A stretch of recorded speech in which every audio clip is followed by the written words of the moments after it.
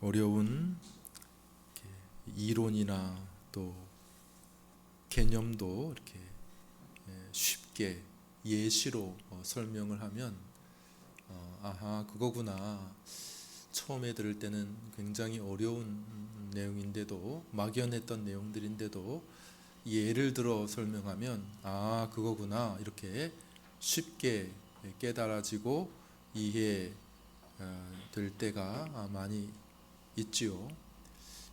하나님께서 우리를 구원하신다라고 말할 때에 이게 뭐지? 구원? 그게 뭐지? 이렇게 생각하기도 하는데 그것을 우리에게 하나님께서 이제 예를 들어 예를 들어 우리가 지난주에도 샘플 예를 들었죠. 샘플 원통은 여기 있는데 한번 경험해 보세요. 경험해 보세요.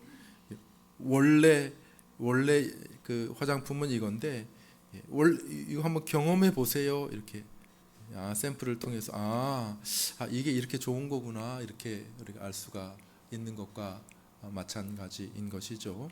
하나님께서 우리에게 이렇게 샘플 이해되기 쉽게 구원 뭔지 아니? 아브라함이라고 하는 사람을 우리에게 보여주셔서 구원이라는 것이 바로 이것이군요. 이렇게 구원받는 거군요. 이렇게 하나님께서 우리에게 설명을 해 주시는 것입니다. 아브라함 아주 중요한 인물이고 성경에 많이 언급되는 인물입니다. 구약 창세기뿐만 아니라 그 이후에 많은 곳에서 아브라함이 계속해서 언급됩니다. 신약 첫 서두 첫 단어 아브라함과 다윗의 자손 이렇게 시작을 하지 않습니까? 그러니까 아브라함이 굉장히 중요하다는 것이죠. 왜냐하면 하나님께서 아브라함을 통해서 우리에게 보여주시려고 하시는 것이 있기 때문에 그런 것입니다. 물론 구원의 전체적인 그 역사와 그림도 아브라함을 통해서 하나님께서 보여주신 것이 있지만 또 그냥 한 개인으로서도 마찬가지예요. 한 개인 아브라함이라고 하는 그 한 개인을 구원하는 일에 있어서도 아브라함을 통해 우리가 배워야 할 것이 있는 것이죠. 크게는 두 가지입니다. 두 가지. 아브라함을 통해서 우리가 배울 수 있는 것. 첫 번째는 뭐냐 하면 의롭게 되는 방식이 뭔가 하는 것을 성경은 이 아브라함을 통해서 우리에게 보여준다는 거예요. 뭐라고요? 의롭게 되는 방식에 대해서 성경은 아브라함을 통해 우리에게 보여줍니다. 의롭게 된다는 게 뭡니까? 어려운 말인데 쉽게 말하면 구원을 받게 되는 방식, 어떻게 구원받게 되는데요? 의로워진다는 게 굉장히 좀 이게 아주 굉장히 전문적인 용어예요. 성경에서 의로워진다는 것은 하나님께서 우리에게 요구하시는 한 가지가 있다면 그 의예요. 의. 그런데 그 의가 있어야 천국에 들어가는 거예요. 의. 그런데 어떻게 의로워지는가 하는 것을 아브라함을 통해서 우리에게 보여주셨다는 것이죠. 우리가 지난주에 이것을 보았죠. 어떻게 의로워졌습니까? 아브라함이 자신의 어떤 선행, 자신의 행동, 자신이 율법을 잘 지킨 것 그런 것으로 아브라함이 의로워진 것이 아니라 한번 따라해 볼까요? 아브라함이 믿으니 이를 의로 여기시고 하나님께서 그렇게 하셨다는 것입니다. 뭐냐고 믿음. 아브라함의 그 믿음을 이것을 그의 의로 여기셨다. 믿음을 통해서 구원 얻게 하신다라고 하는 하나님의 구원의 방식이 있어요. 방식. 내가 죄인들을 구원할 텐데 내가 어떻게 구원할 것인가. 여기 기독교에 아주 독특한 면이 있습니다. 기독교에 다른 종교에는 없는 아주 기독교에만 있는 아주 독특한 점이 있다는 거예요. 다른 모든 종교들은 뭘 강조합니까? 착하게 살아. 착하게. 극락에 가고 싶어? 착하게 살아. 착하게. 지옥에 가기 싫어? 착하게 살아. 그러니까 네가 어떻게 사느냐? 네가 열심히 살고 네가 착하게 살고 네가 어떤 기준에 이르러야 된다고 모든 다른 종교들은 그렇게 이야기를 하지요. 그러나 기독교의 구원의 방식은 아주 독특하다는 것입니다. 뭔데요? 믿음으로 의롭게 된다. 믿음으로 구원받는다. 이렇게 말하는데 그것을 보여준 인물이 누구라고요? 아브라함이라는 거예요. 아브라함을 통해서 아브라함이 전혀 믿을 수 없는 상황이었어요. 아브라함아, 내가 너에게 지시할 땅으로 가라. 도저히 하나님의 말씀을 따라갈 상황이 아닙니다. 하나님의 말씀을 믿을 상황이 아닙니다. 그렇지만 아브라함이 하나님을 믿었어요. 자기를 부르시는 하나님을 믿었습니다. 아브라함아, 내가 저 하늘에 많은 별들 같이 많은 자녀들 줄게. 지금은 자녀가 전혀 없는데요. 줄게. 아브라함이 또 믿었어요. 전혀 믿을 만하지 못했어요. 나는 나이도 많고 나는 지금 이제 90세고 내 아내도 그만큼 많은데 어떻게 그것이 가능합니까? 그런데 하나님이 말씀하시니, 하나님이 약속하시니 아멘. 믿었습니다. 근데 하나님이 그 믿음을 어떻게 했다고요? 그의 의로 여겨주셨다.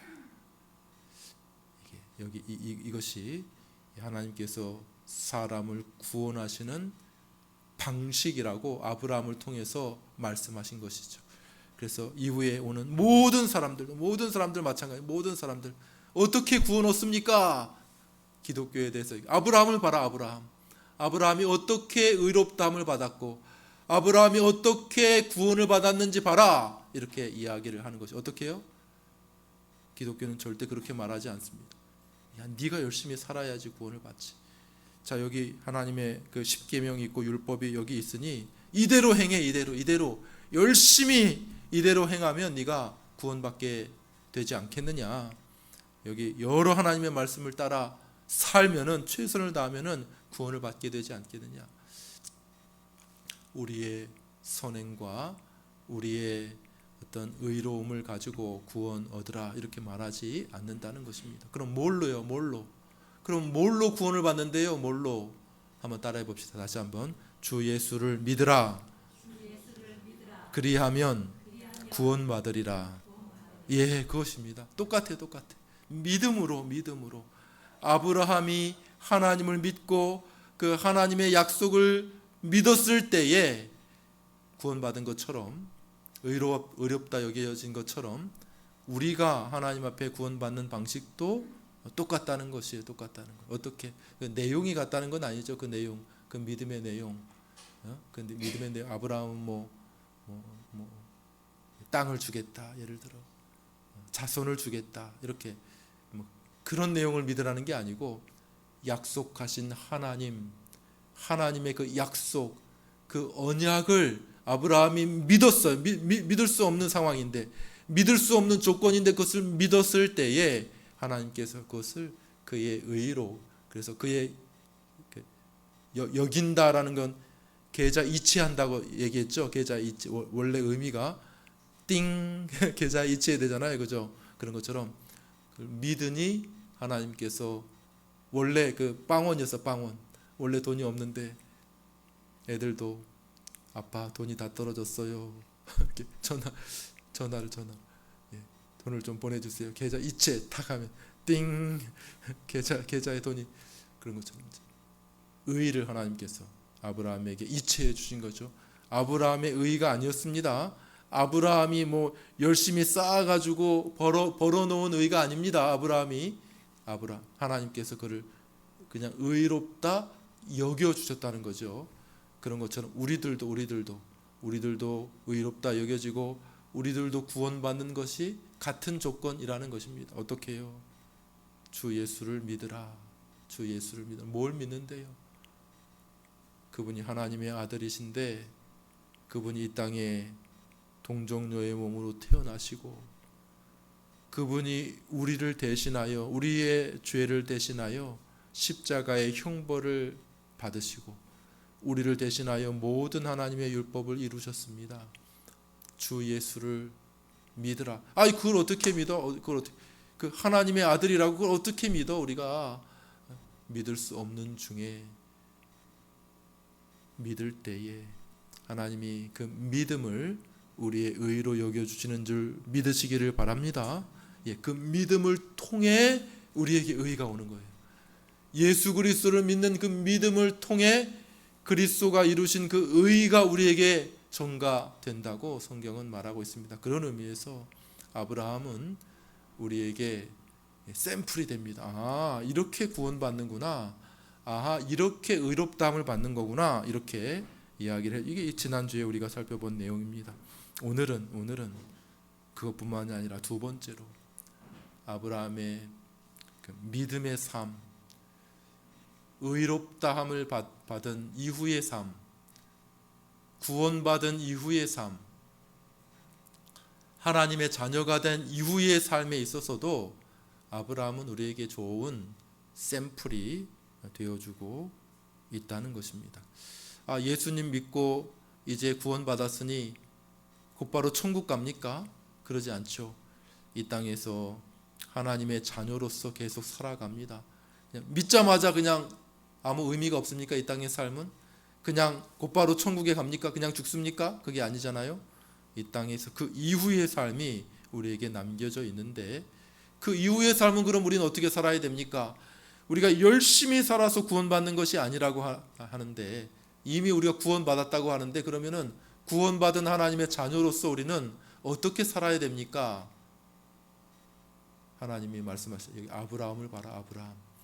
아브라함이 그런 면에서도 우리에게 좋은 본을 보여주고 있다는 것입니다. 자, 어떤 본입니까? 첫 번째, 아브라함이 보여주는 믿음의 모습은 하나님 중심적인 삶을 살았다는 것입니다. 영광의 하나님이 아브라함을 찾아오셨습니다. 하나님을 만나고 아브라함의 삶이 완전히 달라지게 되었습니다. 이전에는 자기 중심적인 삶이었어요. 자기 중심. 내 마음대로 살지 뭐 내 마음대로. 자기 중심적인 삶을 살았어요. 이전에는 그 마음 가운데에 이 세상을 향한 욕심이 가득 들어 있었습니다. 그러나 이제 하나님을 만나고 난 다음에 하나님 중심적인 삶으로 바뀌어지게 되었다는 것이죠. 우리 성경을 한번 더 읽어볼까요? 우리 3절 말씀을 한번 더 볼까요? 예, 사도행전 7장 3절 말씀을 다시 한번 우리 읽어보겠습니다. 읽습니다. 시작. 이르시되 내 고향과 친척을 떠나 내가 내게 보일 땅으로 가라 하시니. 예, 아브라함의 삶이 바뀌어지게 되었어. 이전엔 내 마음대로 살았습니다. 그런데 누가 보일 땅이라고요? 누가 보일 땅? 내가 누구예요? 하나님. 내가 내게 보일 땅으로 가라. 하나님께서 보여주신 게 아니라 이제 보여줄 땅으로 가라는 거예요. 그러니까 하나님을 만난 이후에 아브라함의 삶은 어떻게 달라지게 되었습니까? 하나님께서 뭘 보여주시나 봐야 되겠죠, 그죠? 야, 하나님께서 지시할 땅으로 가라. 하나님께서 보여주실 땅으로 가라고 했는데 하나님께서 뭘 보여주시지? 하나님께서 뭘 가르쳐 주실 거지? 그러니까 아브라함이 그 이후의 인생은 내 마음대로 내가 살고 싶은데, 내가 먹고 싶은데, 내가 즐기고 싶은데 그런 곳에 사는 것이 아니라 하나님이 내게 가라고 하시는 곳이 계시구나.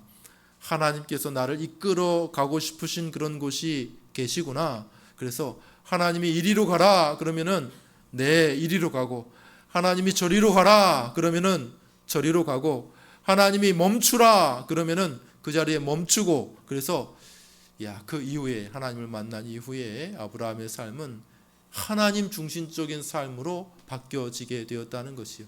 이전에는 내 마음대로 내가 하고 싶은 대로 내가 가고 싶은 대로 이렇게 살았다면 이제 하나님을 만난 이후에 하나님 중심적으로, 그래, 하나님께서 내게 원하시는 것이 뭐지?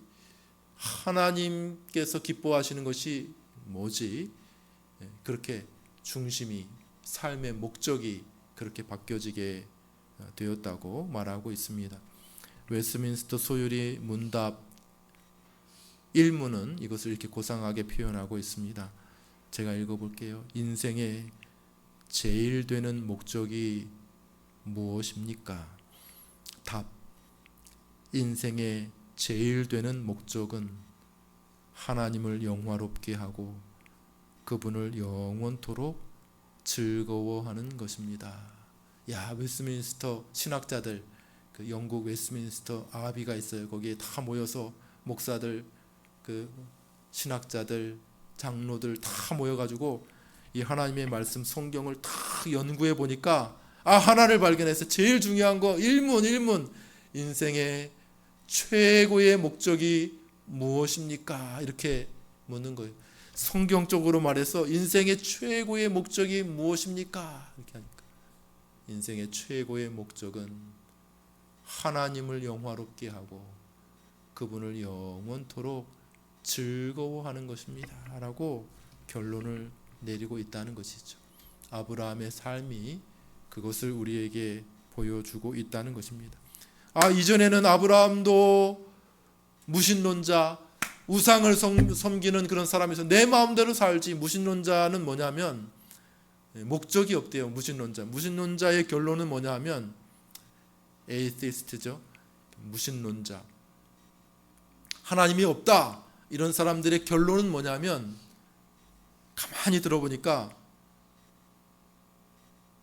인생에는 목적이 없다는 거예요. 사람에게는 아무런 목적이 없다는 거예요. 그냥 우연히 왔다가 그냥 우연히 사라지는 아무 의미 없고 목적 없는 것이 인생이지 무슨 특별한 목적이 없다는 거예요. 어떤 사람이 손을 들었어요. 학생이 참 유명한, 제가 그 세기의 대결을 제가 그 자리 현장에 갔었어요. 세기의 대결. 한국에도 한 신학교 옥스퍼드의 한 종교학 신학자와 역시 옥스퍼드의 유명한 화학자, 무신론자 화학자가 딱 만나가지고 그 토론 논쟁을 했어요. 논쟁을 막 치열하더라고. 막 그냥 보이지는 않았지만은 그냥 칼이 왔다 갔다 하더라고. 칼이 막 푹푹 찌르려고 하더라고. 그냥 칼이 왔다 갔다 해요. 그런데 막 이렇게 에딘버러 대학에 그 신학부가 있어요. 신학을 하는 사람은 신학부하고 종교학부가 또 따로 있거든요. 종교학부가 두 학과에서 공동 주최를 했어. 공동 주최를 해서 한번 붙여보자. 사람들이 쫙 가득 모였어요. 그냥 막 계단에도 앉고 복도에도 앉고 그렇게 했는데 너무 넘쳐가지고 한 500명은 돌려보냈어. 500명. 왜냐하면 위험하다고. 이게 위험할 수 있잖아요. 깔려 죽을 수 있으니까 많이 돌려보냈어요. 저도 그 현장에 있어요. 현장에. 이야, 칼이 번쩍번쩍해. 칼을 빼가지고 그냥 막 단번에 그냥 치려고 그냥 칼이 번쩍번쩍해. 그냥 진짜 칼이 아니라 논쟁. 나중에 질의응답하는 시간이에요. 질의응답. 한 여학생이 손을 들고 그 무신론자 교수님에게 교수님 질문 있습니다. 이렇게 질의를 하더라고. 인생에 아무 목적이 없다면 교수님은 너무 슬프지 않습니까? 이렇게 질문을 했어요. 야, 근데 그 사람은 진짜 무신론자야. 진짜 무신론자야. 얼굴이 창백하게. 상관없대. 상관없습니다. 아무 의미가 없대. 어떤 목적이 있어서 인생이 왔다 갔다 하는 것이 아니라는 것이죠. 무신론자, 정말 무신론자는 그런 결론에 이를 수밖에 없는 것이죠. 그러나 하나님을 만난 사람은 인생의 가장 큰 목표가 달라지게 됩니다. 이전에는 그냥 내가 중심이야. 내가 목표야. 그냥 나 잘 살고 내가 즐기면 되는 거지, 이렇게. 그러나 성경을 알고 하나님을 만난 사람들은 최고의 목적은 무엇입니까? 최고의 목적은 하나님을 영화롭게 하는 것입니다. 그분을 영원토록 즐거워하는 것입니다. 하나님이 우리를 그렇게 만드셨어요. 하나님이 하나님의 영광을 위해 살도록, 하나님의 영광을 나타내도록 우리를 그렇게 만드셨다는 거예요. 이 사실을 아는 것, 이 사실을 알게 될 때에 전적으로 바뀌게 되죠.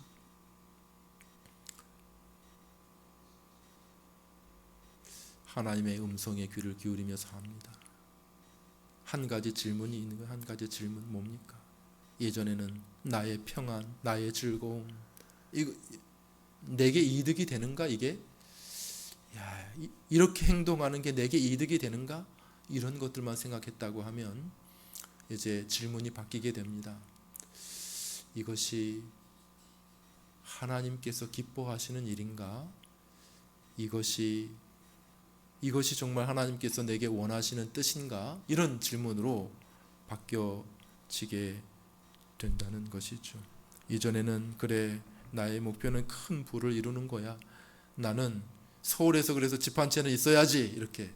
이전에는 나는 대기업의 이사가 되는 거야. 별 한번 달아야지. 그래도 한번 직장인으로서 이렇게 생각했을지도 모르겠습니다. 내 인생의 목표는 내가 기업을 한번 읽어보는 거야. 나는 이런 공직에 이런 위치까지는 한번 가봐야지. 이게 인생의 목적이었다면 이제는 그의 목적이 달라지게 되었다는 것입니다. 뭐요? 하나님이 원하시는 것이 뭐지? 내 중심이 아니라 하나님께서 이끌어 가시기를 그래, 하나님 어디로 갈까요? 이제 오른쪽으로 갈까요? 왼쪽으로 갈까요? 어디로 갈까요? 하나님 계속 갈까요? 멈춰설까요? 하나님께서 기뻐하시는 길 한번 다시 한번 따라해 봅시다. 내게 지시할 땅으로 가라. 예, 그게 아브라함의 삶이었다는 사실입니다. 자, 두 번째. 그러면 또 아브라함의 중요한 삶의 특징은 뭡니까? 그것은 아브라함이 죄를 멀리하고 사람과의 관계에 있어서는 좀 양보하고 욕심을 버리고, 이 세상의 욕심을 좀 버리고, 이 세상 사람들은 뭐 욕심이 엄청 많아요. 그냥 욕심이 없는 것 같지만 욕심이 엄청나게 많습니다. 그렇지만 하나님을 따라가는 이 믿음의 삶에서 아브라함이 우리에게 보여주는 것은 이 세상의 죄와 이 세상의 욕심을 많이 내려놓고 버리는 삶이라고 하는 사실입니다. 우리 한번 성경 구절을 읽어볼까요? 이 세상의 모습은 뭔가 한번 볼까요? 요한일서 2장 15절부터 17절 한번 같이 읽어보겠습니다. 읽습니다. 시작. 이 세상이나 세상에 있는 것들을 사랑치 말라. 누구든지 세상을 사랑하면 아버지의 사랑이 그 속에 있지 아니하니, 이는 세상에 있는 모든 것이 육신의 정욕, 안목의 정욕과 이생의 자랑이니 다 아버지께로 쫓아온 것이 아니요 세상으로 쫓아온 것이라. 이 세상도 그 정욕도 지나가되 오직 하나님의 뜻을 행하는 이는 영원히 거하느니라. 예, 이 잘 보여주는 거예요. 이 세상에 있는 것은 뭡니까? 육신의 정욕, 안목의 정욕, 이생의 자랑. 예, 욕심 덩어리들이에요. 욕심 덩어리들. 사람들 욕심 덩어리들. 그러나 이 세상에 있는 것을 쫓아가지 아니하고 하나님을 믿은 이후에 그리스도인의 삶은 어때야 되는가? 하나님을 쫓아갑니다. 하나님을 기쁘시게 하는 삶으로 나아갑니다. 예를 들어 볼게요. 예를 들어요. 아브라함이 처음에는 조카 롯하고 같이 있었습니다. 같이. 그런데 점점 그 수와 양과 종들이 늘어나니까 같이 있기가 어려운 거예요. 같이 있기가. 그래서 이제 안 되겠다. 서로 맨날 좁은 공간에 같이 있다 보니까 맨날 싸우고 다투니 이제 우리 헤어질 때가 왔다. 우리 앞에 땅이 아주 많이 있는데 뭐트로 이렇게 좁은 데 모여가지고 맨날 티격태격 싸우고 그러냐. 그러니까 네가 먼저 택해라. 네가 원하는데, 네가 좋은데 먼저 택해라. 이렇게 아브라함 양보합니다. 양보. 내가 삼촌 아니냐? 내가 리더 아니냐? 내가 먼저 택할게. 이렇게 하는 것이 아니라 조카 롯아 네가 먼저 택해라. 네가 좋은 땅 택해라. 이렇게 양보하는 삶. 그러니까 롯이 어떻게 합니까? 쫙 주변을 돌아보니까 이야, 저기 보니까 저 평지, 저 광활한 평지에 물도 넉넉하니 저 소돔과 고모라라고 하는 저 땅이 있었다는 거예요. 난 저기가 좋겠습니다. 저기 가면은 즐기고 또 삶도 편안하고 윤택하고 이렇게 좋겠습니다. 이렇게 롯이 선택했다는 것이죠. 근데 아브라함은 가만히 보니까 양보하는 인생, 이 세상의 죄를 추구하는 것이 아니죠. 야, 저기는 참 사람들이 좀 죄가 많은데, 물론 삶의 편리함도 있고 문명의 여러 가지 도움도 받겠지만은, 교육적인 환경도 있겠지만은, 그렇지만 저게 정말 하나님이 기뻐하시는 것일까, 이렇게 생각을 하게 되었다는 사실이죠. 그러니까 아브라함의 삶에서 보여지는 것은 뭡니까? 욕심이 드글드글한 그런 모습이 아니라 좀 포기하고 양보하고 이 세상을 쫓아가고 이 세상에 많은 것을 얻기 위해 살아가는 그런 삶이 아니라는 것이죠. 또 어떤 삶에서 나타납니까? 한 번은 전쟁이 일어났어요. 전쟁이, 연합군하고 전쟁에서 그 소돔과 고모라를 공격해가지고 롯과 롯의 가족과 롯의 재산을 다 빼앗아 갔어요. 그 소식을 듣고 아브라함이 자신의 군사들, 자신의 종들을 데리고 그 연합군을 습격해가지고 다시 모든 것을 다 찾아왔어요. 그러니까 사람들이 아이고 감사합니다. 다른 사람들도 많이 거기 있었거든요. 포함되어 있었거든요. 사람들만 우리에게 주십시오. 사람들만 살려주신 것만 해도 얼마나 감사한지 모릅니다. 나머지는 아브라함이여 당신이 다 가지십시오. 이렇게 이야기를 했는데 아브라함 No, 아니요. 당신들이 다 도로 가지십시오. 다 도로 가지십시오. 이렇게 양보하는 그런 아브라함의 모습을 보게 됩니다. 막 욕심이 막 덕지덕지 붙어가지고 그냥 더 많은 것을 가지려고 하는 그런 삶이 아니라 아브라함의 믿음의 삶에서 보여주는 것, 이 세상의 욕심을 물론 뭐 하나님의 은혜로 아브라함도 큰 거부가 되었지만은, 그러나 아브라함이 이렇게 돈을 추구하고 막 더 많은 것을 추구하는 그러한 모습은 아니었다는 사실입니다. 이러한 모습을 우리는 사도 바울에게서도 보게 됩니다. 우리 빌립보서 한번 읽어볼까요? 빌립보서 4장 11절부터 13절 읽겠습니다. 시작. 어떠한 형편에든지 내가 자족하기를 배웠노니 내가 비천에 처할 줄도 알고 풍부에 처할 줄도 알아. 모든 일에 배부르며 배고픔과 풍부와 궁핍에도 일체의 비결을 배웠노라.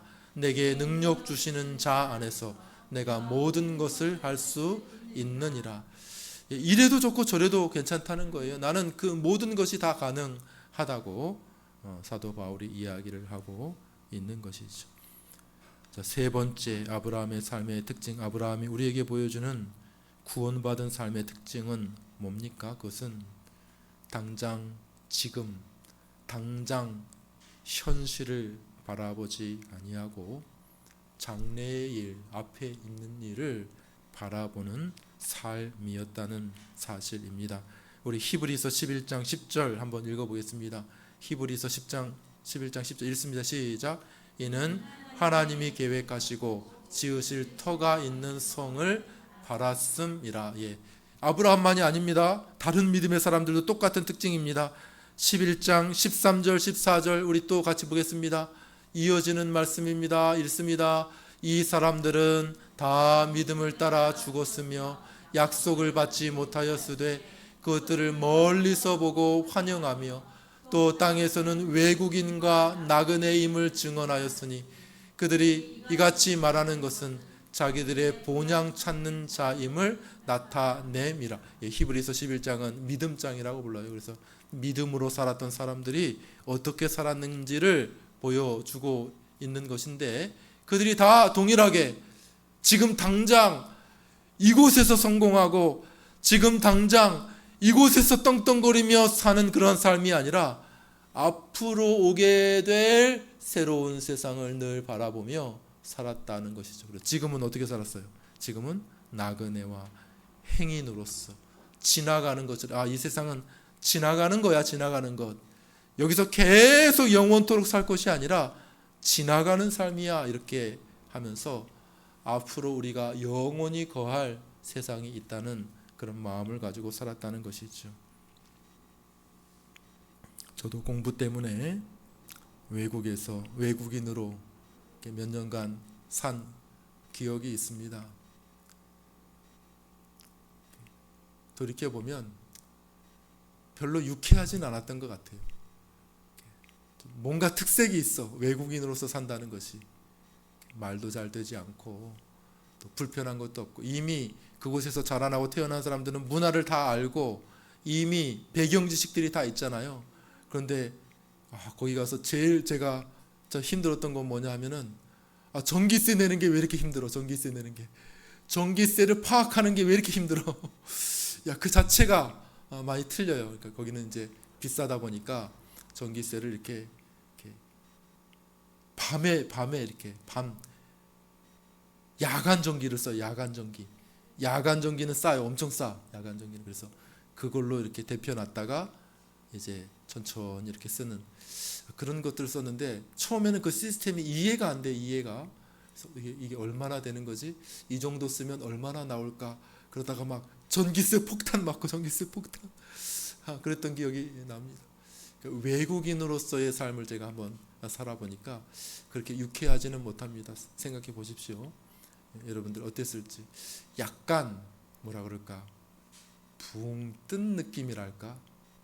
붕 떴다. 약간 뿌리를 깊이 박았다는 느낌이 아니라 약간 붕 좀 떠 있는 그런 느낌을 제가 받았습니다. 예를 들어 거기 돈도 없지만은 집을 사겠습니까? 뭐 하겠습니까? 그냥 이렇게 막 옮겨 다녀. 이사를 여러 번 다녀. 이사를 여러 번 다니게 되죠.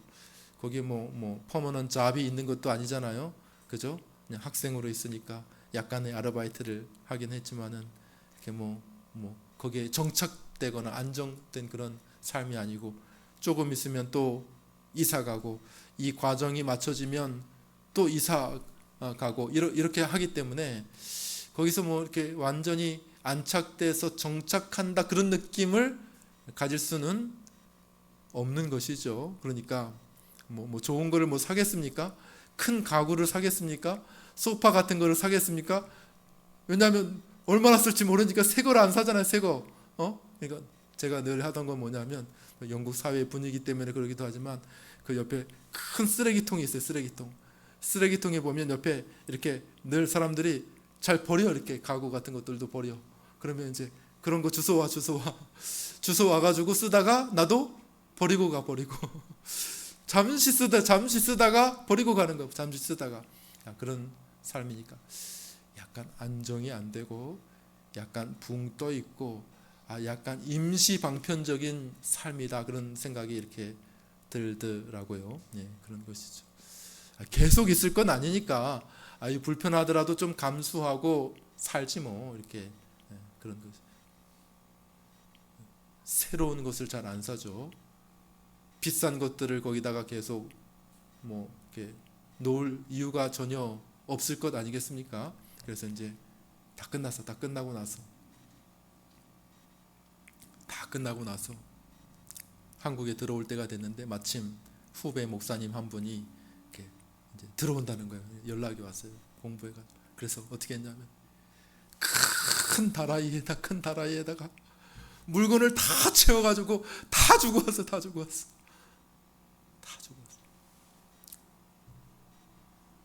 우리도 받았어. 우리도 사람들에게, 이사 가는 사람들, 공부 마치고 들어가는 사람들에게 다 받았어. 그리고 우리들도 다 마치고 그 자리를 뜰 때 다 주고 왔어. 핸드폰까지 주고 왔어. 핸드폰 쓰세요. 남은 거. 이게 나그네의 삶 아니겠습니까? 나그네의 삶. 여기서 계속 사는 삶이 아니라는 거죠. 아브라함이 우리에게 보여준 삶, 그리고 그 이후에 모든 믿음의 사람들이 보여준 삶, 외국인과 나그네로 이 땅을 살았다는 것입니다. 여기서 쇼부가 다 나는 것이 아닙니다. 여기서 모든 것이 다 끝나는 것이 아닙니다. 앞으로 우리가 살게 될 우리 주님 마련해 주신 영원한 삶이 저기 있는데 그 삶으로 나아갑니다. 여기는 잠시 거쳐가는 임시의 삶입니다. 저 본격적인 삶은 저기에 있습니다. 이게 아브라함이 우리에게 보여준 삶이라고 말할 수가 있는 것이죠. 말씀을 정리하고 맺습니다. 우리 주님께서 이런 말씀을 하셨습니다. 사람이 만일 온 천하를 얻고도 제 목숨을 잃으면 무엇이 유익하리요? 사람이 무엇을 주고 제 목숨을 바꾸겠느냐? 믿음의 삶이란 정말 중요한 것이 무엇인지를 깨달은 삶이라는 것이죠. 정말 중요한 것, 목숨이 제일 중요하다는 거예요. 정말 중요한 것, 이 땅에서 정말 중요한 것이 무엇인지를 깨달은 거예요. 하나님 만나고, 하나님 없을 때는 이 땅에 버려질 것들을 위해서 살았다면 하나님 만나고, 아, 정말 이것이야말로 중요한 것이구나 라고 하는 사실을 깨닫고 그 방향으로 살았다고 말하고 있습니다. 여러분, 사람이 죽으면 입는 옷을 뭐라고 합니까? 수의라고 하죠. 수의에는 뭐가 없어요? 주머니가 없대요. 주머니가. 왜? 아무것도 못 가져가. 그러니까 수의에는 주머니가 없다. 의미가 있는 말이죠. 아무것도 못 가져갈 것입니다. 잠시 쓰다가 다 이곳에 그냥 두고 가는 것이지. 아무것도 못. 중요한 건 뭡니까? 우리의 영혼입니다. 우리의 영혼. 우리는 우리의 영혼으로 하나님 앞에 서게 될 것이고, 이 영혼으로 영원한 삶을 살게 될 것입니다. 나머지는 다 두고 가겠죠. 정말 중요한 것은 하나님과의 관계, 하나님과의 동행, 우리의 영혼의 상태임을 기억하는 것, 그것이야말로 믿음의 삶이라는 것이. 어떻게 살아야 됩니까? 예수님 믿고 어떻게 살아야 됩니까? 얘들아, 여기 아브라함 있지 않니? 아브라함을 내가 보여줄게. 아브라함 어떻게 살았니? 아브라함 하나님 중심으로 살았습니다. 양보하고 포기하는 삶을 살았습니다.